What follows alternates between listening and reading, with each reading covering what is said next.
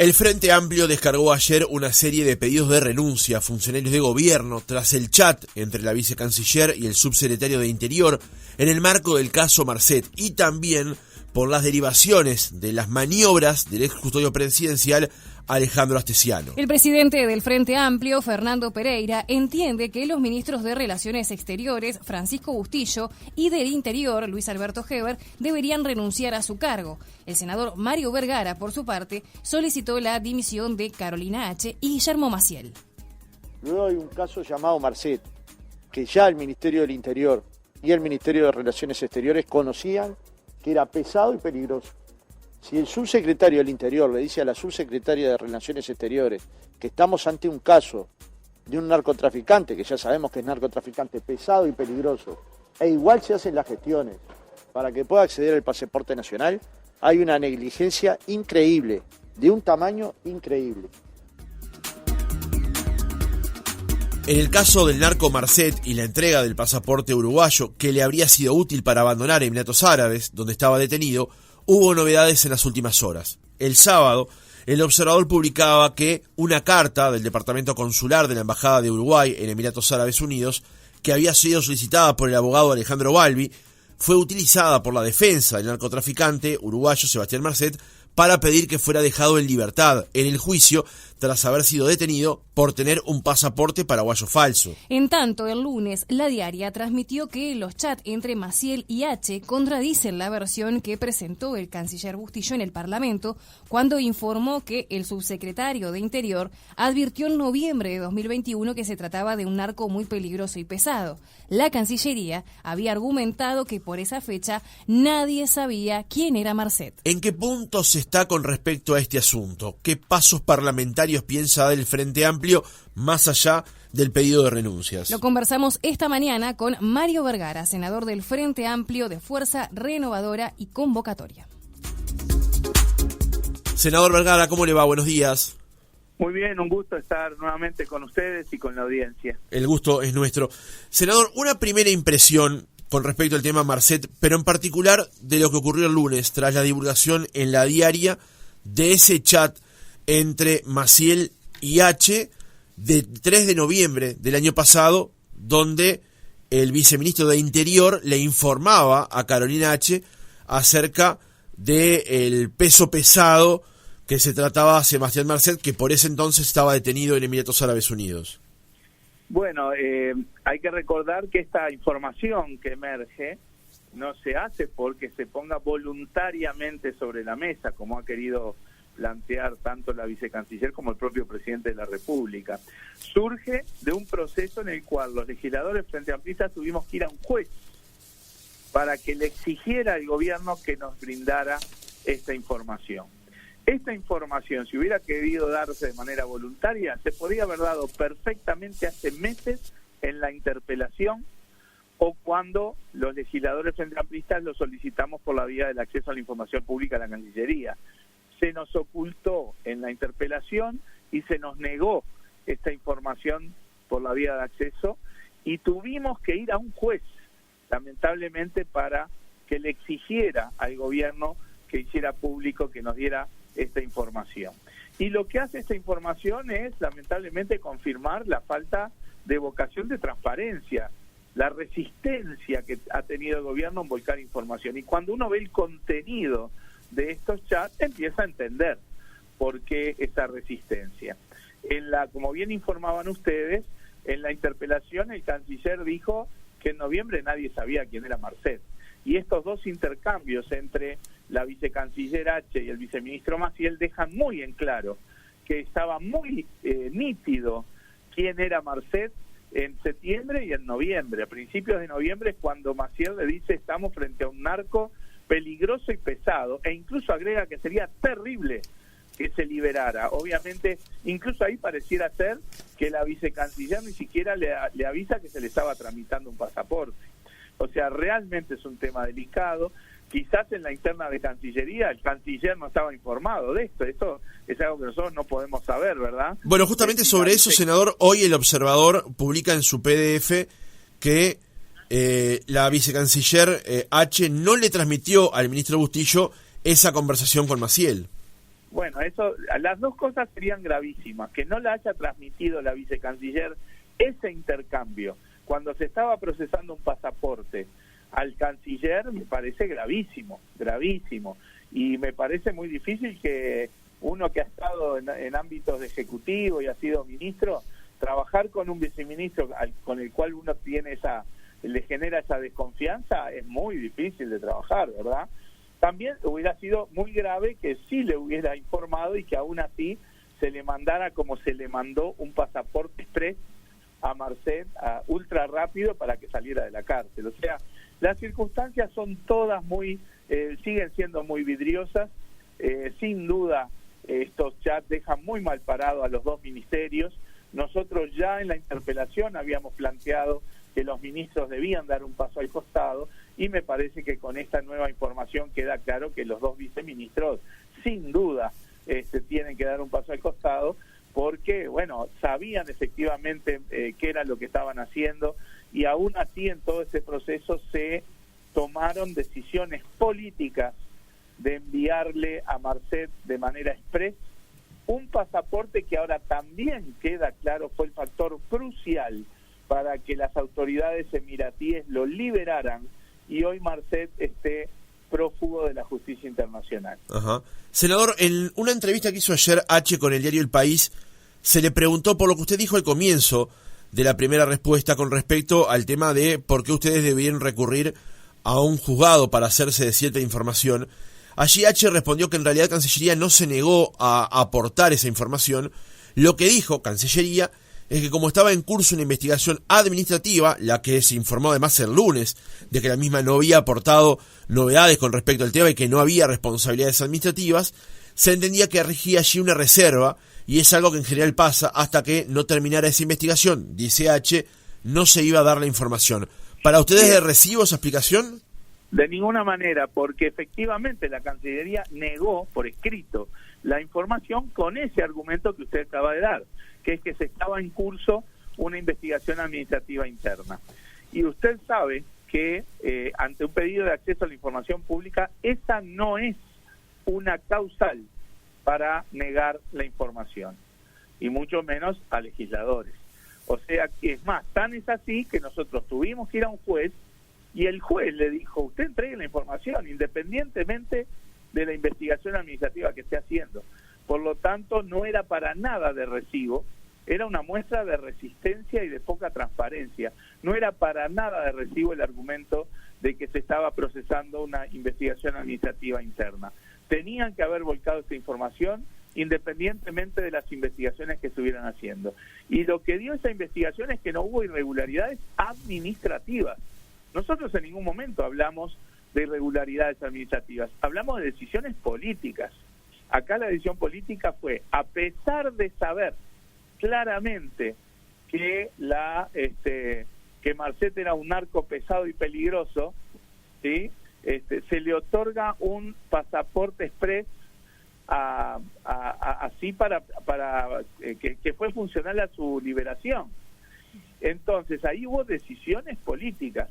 Nuevamente ayer el presidente insistía en que no había más remedio. Parece que insistir sobre cosas, no sé, parece que se fueran a transformar en verdad.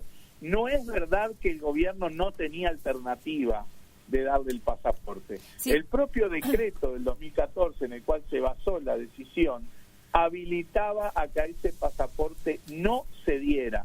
Sí. O incluso hasta podía darse un documento por un único viaje para que él viniera a Uruguay y procesara eventualmente el pasaporte aquí en el país. O sea, no es cierto que el gobierno estaba obligado a dar ese pasaporte. Ahí hubo decisiones políticas, y lo que está claro es que se decidió dar el pasaporte a sabiendas de que se estaba frente a un narco peligroso y pesado, y a sabiendas de que el pasaporte iba a tener un rol fundamental para que Marcet fuera liberado y hoy sea fugitivo de la justicia.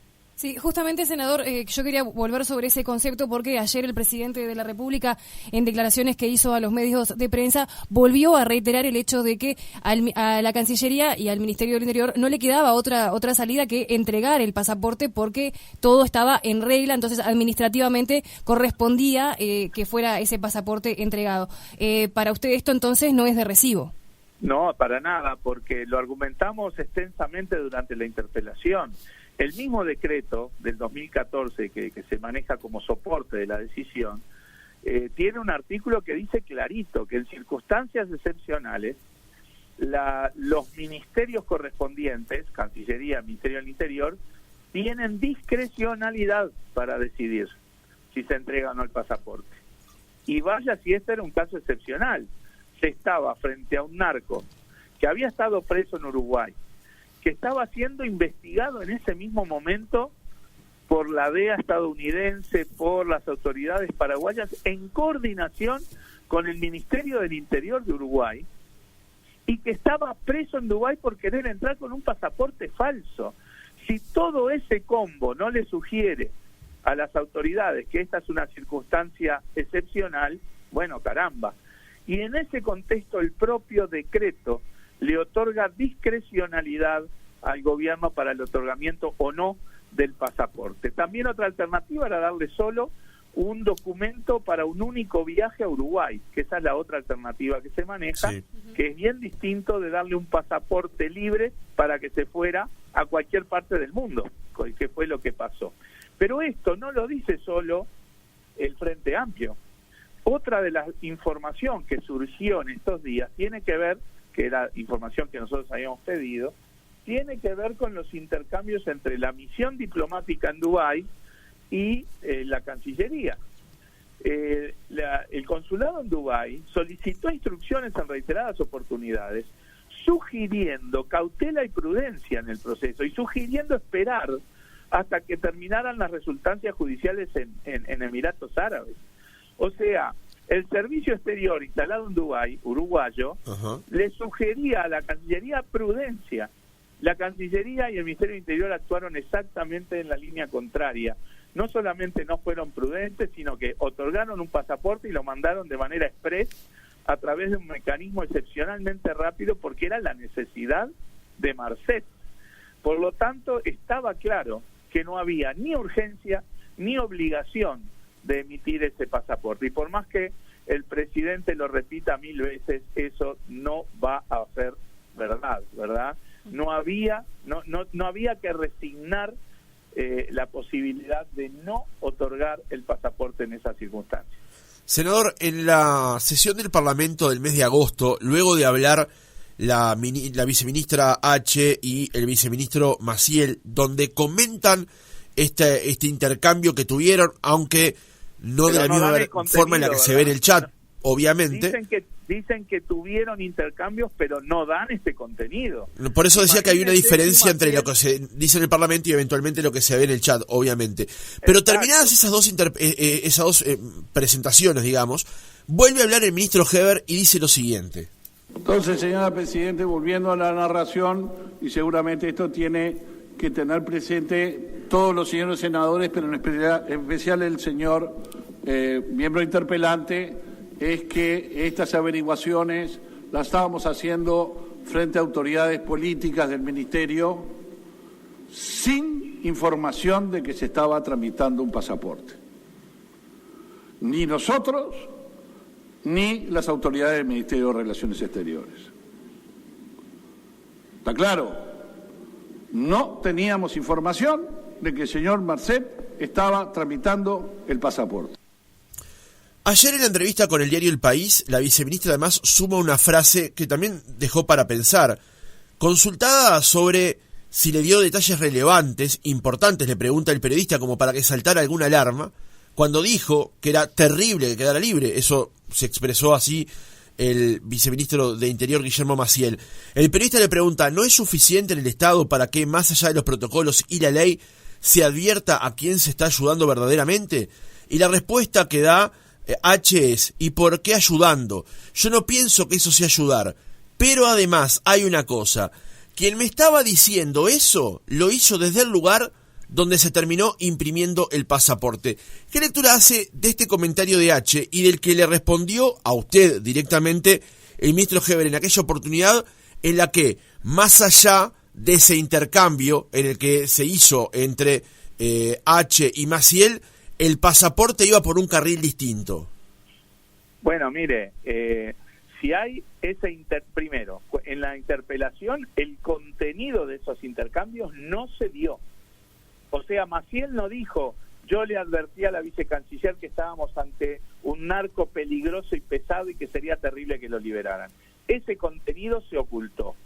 Después, en algún momento, entre la solicitud y la expedición del pasaporte, obviamente se supo que se estaba tramitando un pasaporte.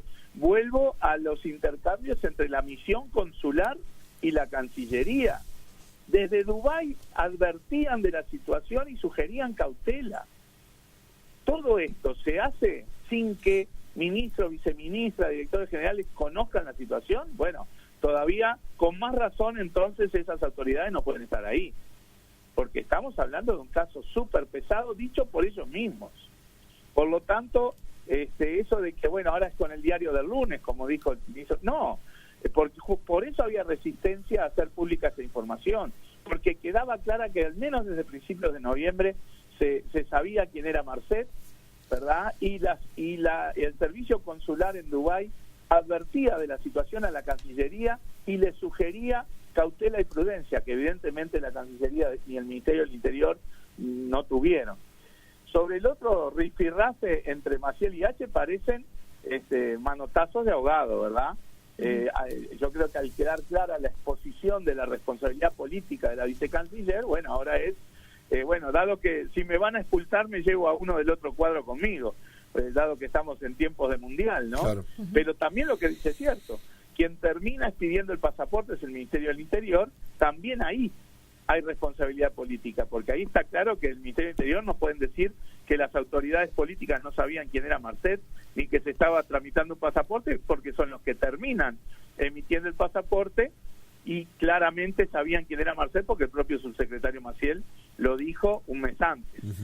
Por lo tanto, más allá de esos tisporroteos posteriores tipo manotazo de ahogado, está claro que hay responsabilidades políticas en los dos ministerios, y tiene que haber consecuencias políticas sin ninguna duda. Y justamente, senador, para cerrar este tema, porque queremos pasar a otro, cuando hablamos de repercusiones o consecuencias políticas, y que se entienda el espíritu de lo que quiero preguntar, el Frente Amplio o usted, ¿dónde se conforma, entre comillas, con que lleguen esas consecuencias políticas? ¿En un ministro, en los dos ministros, en un subsecretario, en los dos, en los 4 funcionarios? Nosotros ya en la interpelación habíamos concluido y decíamos que los 2 ministros tenían que dar un paso al costado. Y la información de estos días nos reafirma esa idea y obviamente también deja bien en claro el rol de los subsecretarios. Está claro que cuando cae un ministro cae automáticamente el subsecretario. Sí. Nosotros creemos que las autoridades políticas en ambos ministerios tienen que dar un paso al costado porque hay claras responsabilidades en esta circunstancia, en un tema muy complejo, que ha dejado mal parado al país, que la ciudadanía le genera suspicacia, en donde no hay buenas explicaciones y se trata de ocultar la información, lo cual alimenta aún más las suspicacias de la gente. Todo esto le hace daño a la institucionalidad. Hay responsabilidades políticas que lamentablemente el presidente de la República opta por avalar y amparar en lugar de actuar en consecuencia, y yo creo que sí tiene que haber renuncias o remociones de los ministros y los subsecretarios. No es un tema de con qué nos conformamos, es un tema de la necesidad de que no se debilite la institucionalidad del país. Justamente, y para cerrar el tema, Fernando Pereira ayer hablaba de salud democrática. ¿Usted cree que no atendiendo, entre comillas, el pedido del Frente Amplio de estas remociones, que ahora serían 4, se afecta la salud democrática del país? No, yo entiendo que lo de Fernando Pereira también estaba atado al otro caso. Sí, el caso Astesiano y también lo de Garcés. Claro, exacto. O sea, yo creo que el tema de la salud democrática tiene sobre todo que ver con esa posibilidad de que se estuvieran construyendo fichas personales para extorsionar senadores.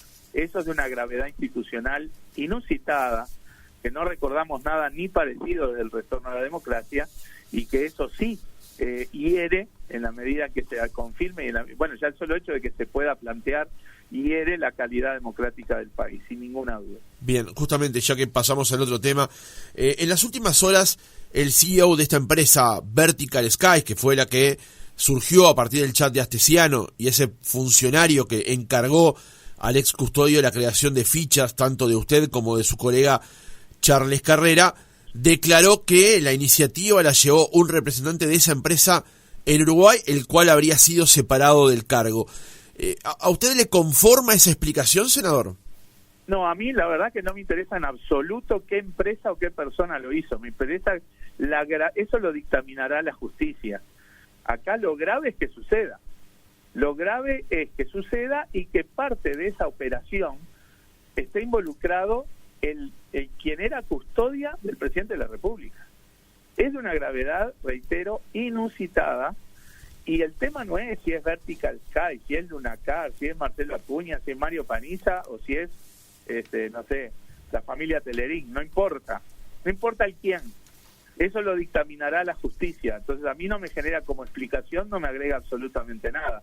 Acá la gravedad es que haya existido, que se contrató, ni más ni menos, porque cobró, ¿verdad?, al ex jefe de la custodia presidencial, alguien a quien el presidente de la República colocó allí en un lugar de poder, sabiendo que era un delincuente porque había sido advertido, ¿sí?, que sea parte de un proceso en donde se buscan, entre comillas, trapos sucios de legisladores para extorsionar, para que no cumplan su rol institucional, para que retiren una denuncia penal o para lo que sea. Y además esto es lo que surge de los chats. Fíjese que esto, en la medida que no quede muy claro y se aclaren las responsabilidades, a uno también se le genera las suspicacias de ¿y quién más está siendo espiado? ¿Los otros legisladores de la oposición? ¿Todo el sistema político? ¿Los periodistas? ¿Los fiscales? ¿Los jueces? O sea, se busca, estas prácticas mafiosas están operando para extorsionar y presionar a las instituciones. Eso es muy grave. ¿Y quién es, en última instancia, tal empresa, tal otra persona? Eso es lo anecdótico, eso es lo que tiene que, en todo caso, investigar la justicia, dictaminar las responsabilidades. La gravedad institucional es que estas cosas pudieran pasar, y mucho más grave por el hecho de que esté involucrado en esas operaciones por dinero quien era el jefe de la custodia del presidente de la República. Senador, ¿y cómo está viendo la actuación de la fiscal Fossati al frente del caso? Y bueno, ella tiene entre manos una cuestión muy compleja que tiene 1 millón de aristas y que está recién en la etapa de análisis. Ayer justamente me tocó ir a la comparecencia de su citación, ¿verdad? Tuvimos un diálogo muy correcto con la fiscal, donde ella primero se interesó en los temas de la seguridad personal, si tanto en su momento Charles Carrera y ayer a mí nos consultó si nosotros percibíamos algún tipo de circunstancias que pudieran ser riesgosas. Nosotros le dijimos que no, que nuestra vida básicamente discurría de manera normal, y bueno, y el estado en el que está el análisis de la investigación. Ajá. Todavía hay muchísimos chats por analizar, el equipo de Fiscalía y del Ministerio del Interior lo están haciendo. Todavía hay mucha comparecencia para hacer. Nos dijo que en la semana próxima iba a procurar la citación de estos 2 ex militares que están vinculados a esta empresa, que estaría vinculada al espionaje. Creo que fue una buena medida de la Fiscalía, que fue lo que le solicitamos al fiscal Juan Gómez, de separar, de actuar por cuerda separada este tema del espionaje político de los otros casos, que son más de delito común, digamos, el tema de los pasaportes con documentación trucha, el tema del tráfico de influencias para incidir en licitaciones, el tema de favores a jerarcas de gobierno, en fin, todas esas cosas tienen otra dimensión. Esto del espionaje con fines extorsivos, esa práctica mafiosa para procurar que los senadores no cumplamos nuestro rol, bueno, tiene otra gravedad institucional y se está tramitando por un expediente separado. Creemos que es correcto lo que se ha hecho entonces en Fiscalía de trabajar separadamente estos casos, y bueno, nosotros tenemos que apoyar, obviamente, y ver que la investigación, tanto de la Fiscalía como de los equipos correspondientes del Ministerio del Interior, vayan a fondo, dictaminen responsabilidades en el terreno penal y obviamente desde ese marco también nosotros vamos a analizar responsabilidades de índole política. Ajá. Ahora le voy a preguntar por esas responsabilidades en este caso, senador, pero quería consultarle por el tema del chat del presidente con Astesiano, que también hubo allí una especie de mala comunicación con respecto al asunto y hoy de hecho el Observador publica información vinculada a eso. ¿Cuál era su opinión con respecto a que esa comunicación entre el presidente y su ex custodio quedara en cierta reserva en el marco de esta investigación? No, se había excluido, no era cierta reserva, se había excluido. Yo lo que creo es que a mí me parece absolutamente claro que las cuestiones de índole personal y familiar no pueden ser objeto de que se involucre en este tipo de cosas, ¿verdad? Y mucho menos en la órbita pública. O sea, yo considero que hay que respetar los aspectos personales y familiares de todo el mundo, incluidos, por supuesto, el del presidente de la República y su familia.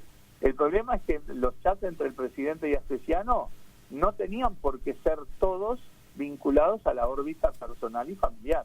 Podía haber cosas vinculadas a las funciones del presidente en su rol institucional. Por eso nosotros estimábamos que no podía excluirse a priori los mensajes que intercambiaban el presidente y el jefe de su custodia. Ajá. ¿Cuáles serían las responsabilidades en este caso, senador, las políticas que usted manejaba? Bueno, hay una responsabilidad clara que es del presidente de la República. Fue quien puso a Astesiano en el lugar que lo puso.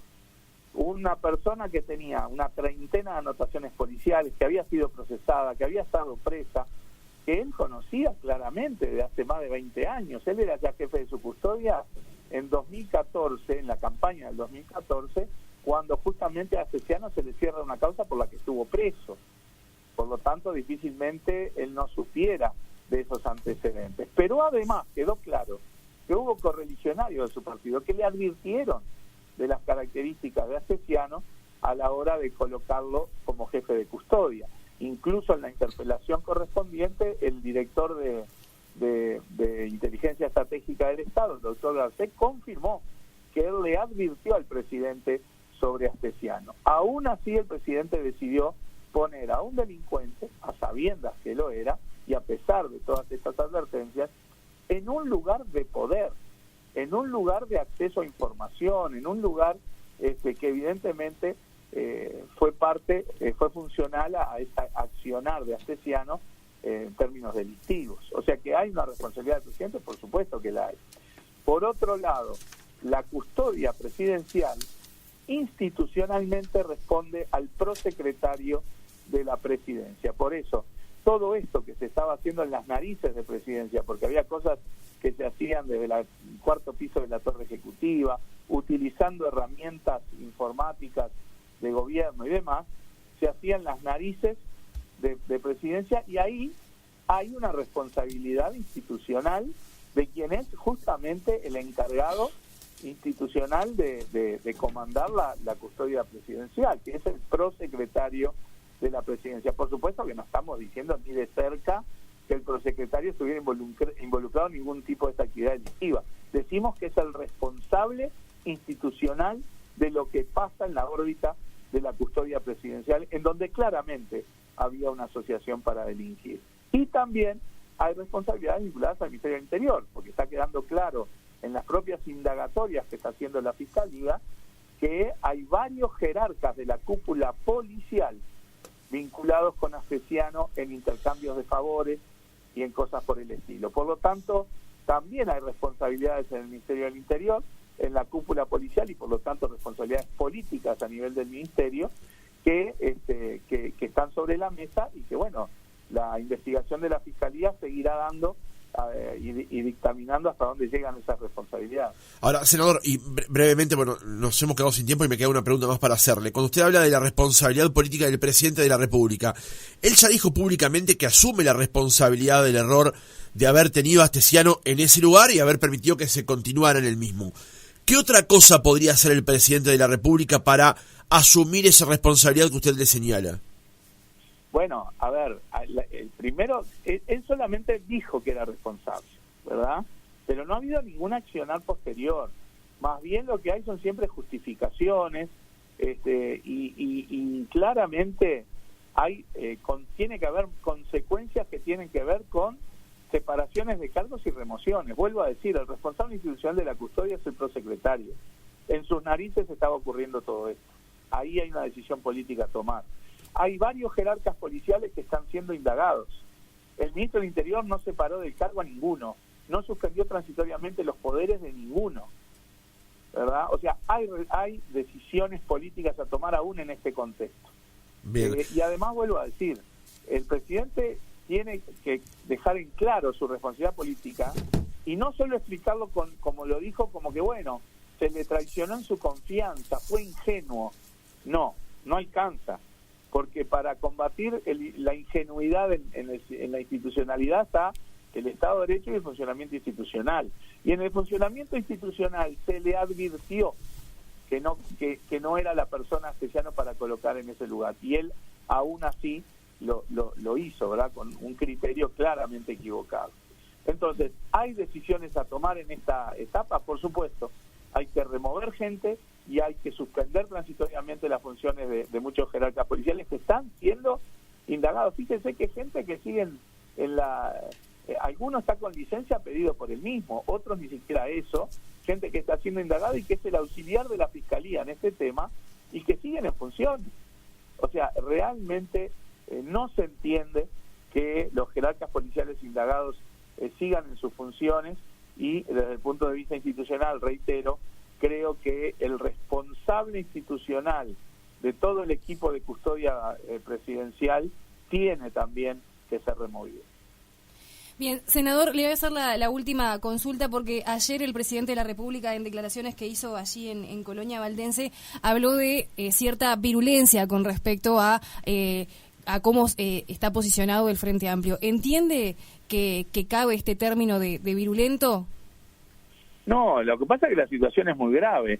No se explicaría que el Frente Amplio no atendiera con este énfasis circunstancias que son tan graves, porque esto es una acumulación. Acá ya no solo estamos discutiendo en términos de política, ¿verdad?, en cuanto al tema económico, al tema social, al tema de la seguridad, a que el gobierno no cumple sus promesas, que hay claramente de empeoramiento en el bienestar de la gente, hay mayor pobreza, hay más niños pobres, hay más delitos, volvieron las carteras y volvieron los delitos. No es esta la discusión. Acá estamos hablando de un collar de perlas de cuestiones que generan sospechas y suspicacias de toda la sociedad. No sería entendible que el Frente Amplio suavizara esta posición o mirara para el costado. Estamos hablando de que se espiaban senadores del Frente Amplio para extorsionarlos. ¿Cómo no vamos a poner énfasis en eso? Estamos hablando de que se le envió sin ninguna explicación un pasaporte a un narco para que saliera de la cárcel y hoy esté prófugo de la justicia. ¿Cómo no vamos a buscar explicaciones de eso?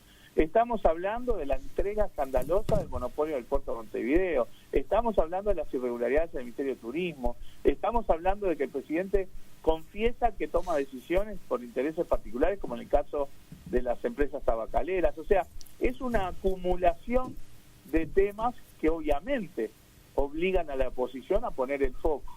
Yo no creo que el Frente Amplio hoy esté actuando con más virulencia de la que actuó durante tantos años la oposición durante los gobiernos del Frente. El Frente Amplio tiene un rol institucional de oposición, lo tiene que cumplir porque es para lo que la ciudadanía lo colocó. Bien. Y por lo tanto no se entendería que nosotros miráramos esto con liviandad o miráramos para el costado. Senador, una última pregunta. Usted hablaba recién de transparencia y explicaciones, y ayer se confirmó que Charles Carrera anunció que no asistirá a la comisión parlamentaria que lo investiga. ¿Cómo advierte este posicionamiento del senador con respecto a un caso que ocurrió hace algunos años? Porque él se ha presentado y se ha puesto a total disposición ante quien debe hacerlo, que es la justicia. Normalmente las comisiones investigadoras en el Parlamento son para recabar información, para ver si hay indicios de delito para ser enviados o para hacer denuncia en la justicia o para enviar a la justicia. Bueno, no necesariamente. Las comisiones investigadoras parlamentarias tienen fines políticos, no penales o civiles. El tema de fines políticos es más un terreno de juego político, ya es otra órbita. Usted me lo preguntaba en cuanto a la actitud de Carrera en clave de transparencia y de estar a disposición de la investigación.